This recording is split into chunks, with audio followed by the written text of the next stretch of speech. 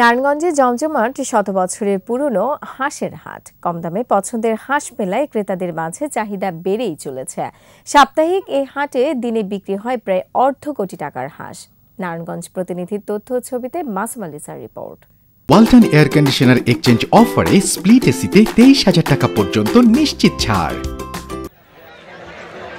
নারায়ণগঞ্জের রূপগঞ্জ উপজেলার গোলাকান্দার প্রতি বৃহস্পতিবার বসে হাঁসের হাট। জিনডিং, পিকিং, রানার, রাজহাঁস সহ দেশি বিদেশি নানা প্রজাতির হাঁসে মাসে বাণিজ্য হয় অন্তত 2 কোটি টাকার, আর শীতে বিক্রি দাঁড়ায় দিনে প্রায় অর্ধ কোটি টাকার। বাড়িতে চাষ হওয়া হাঁস কম দামে মেলায় ভিড় করেন দূর দূরান্তের ক্রেতারা। আসেন বিভিন্ন জেলার পাইকারি ব্যবসায়ীরাও। শুধু মাংসের চাহিদা পূরণই নয়, লালন পালনের জন্য হাঁসের বাচ্চা সংগ্রহে আসেন অনেকে।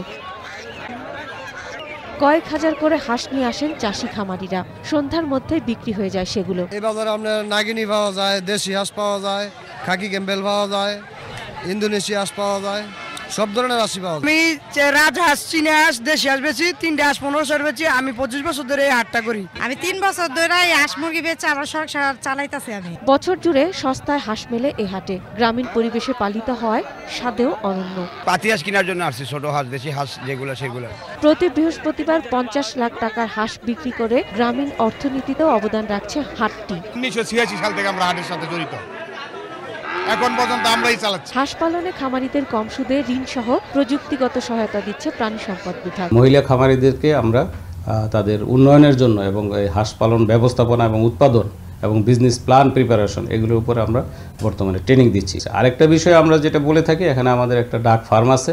এই ডাক ফার্ম থেকে তুলনামূলকভাবে কম মূল্যে হাঁসের বাচ্চা নিয়ে তারা হাঁস পালন করে। নানা ধরনের কর্মসংস্থানে আরও অনেকেরই জীবন জীবিকারও উৎস হাঁসের হাটটি। মাসুম আলিসা, 21 টেলিভিশন।